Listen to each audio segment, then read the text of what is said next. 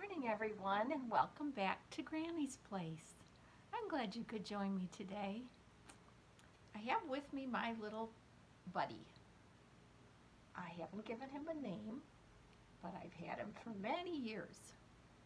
This little buddy is a skunk, and I got him as a birthday gift because my husband knows that I like little fuzzy, furry, cuddly things. So one of these days I'm going to have to give him a name, but he's going to keep us company while we're having some story time today, okay? So I'm going to set him over here,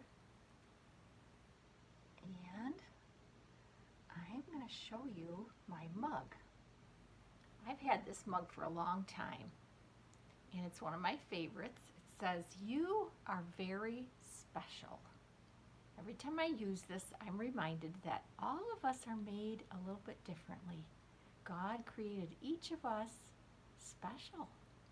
So think about that today. How did God create you special? And I hope you feel loved, and always remember that God created you to be someone very special. Okay, let's set this down. And now we're going to read a book that I used to read a lot to my kids. This book is called "There's No Such Thing as a Dragon." Well, we'll see.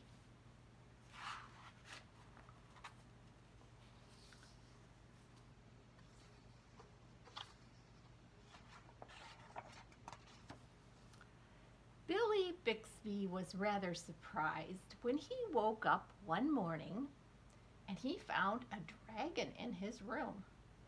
It was a small dragon, about the size of a kitten.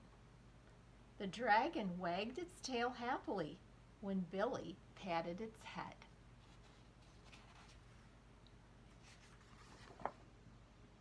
Billy went downstairs to tell his mother.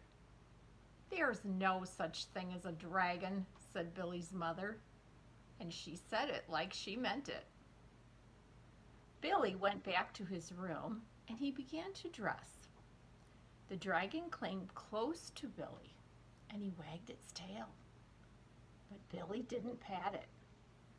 If there's no such thing as something, it's silly to pat it on the head. Billy washed his face and he went down to breakfast. The dragon went along. It was bigger now, almost the size of a dog. Billy sat down at the table. The dragon sat down on the table. This sort of thing was not usually permitted, but there wasn't much Billy's mother could do about it. She had already said there was no such thing as a dragon. And if there's no such thing, you can't tell it to get down off the table. Mother made some pancakes for Billy, but the dragon ate them all. Mother made some more, but the dragon ate those too. Mother kept making pancakes until she ran out of batter.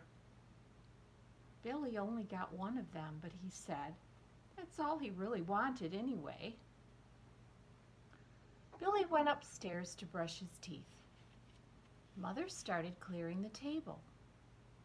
The dragon, who was quite as big as Mother by this time, made himself comfortable on the hall rug, and he went to sleep.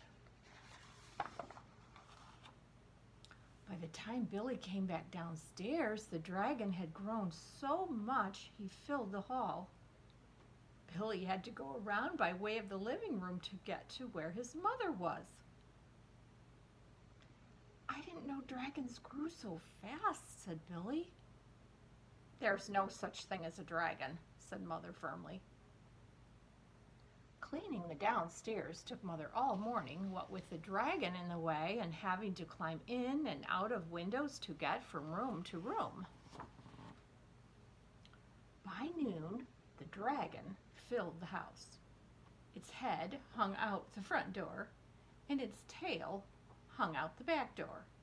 And there wasn't a room in the house that didn't have some part of the dragon in it. When the dragon awoke from his nap, he was hungry. A bakery truck went by. The smell of fresh bread was more than the dragon could resist. The dragon ran down the street after the bakery truck. The house went along, of course, like the shell on a snail. The mailman was just coming up the path with some mail for the Bixbys when their house rushed past him and headed down the street. He chased the Bixby's house for a few blocks, but he could not catch it. When Mr. Bixby came home for lunch, the first thing he noticed was that the house was gone. Luckily, one of the neighbors was able to tell him which way it went. Mr. Bixby got in his car and he went looking for the house. He studied all the houses as he drove along. Finally, he saw one that looked familiar. Billy and Mrs. Bixby were waving from an upstairs window. Mr. Bixby climbed over the dragon's head, onto the porch roof, and through the upstairs window. "How did this happen?" Mr. Bixby asked. "It was the dragon," said Billy. "There's no such thing," Mother started to say. "But there is a dragon," Billy insisted, "a very big dragon." And Billy patted the dragon on the head. The dragon wagged its tail happily. Then, even faster than it had grown, the dragon started getting smaller. And soon it was kitten size again. "I don't mind a dragon this size," Mother said.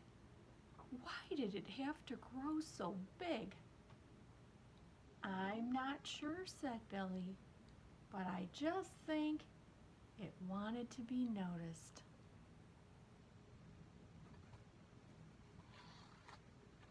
Well, thanks for listening. I hope you enjoyed that story as much as we did in our family.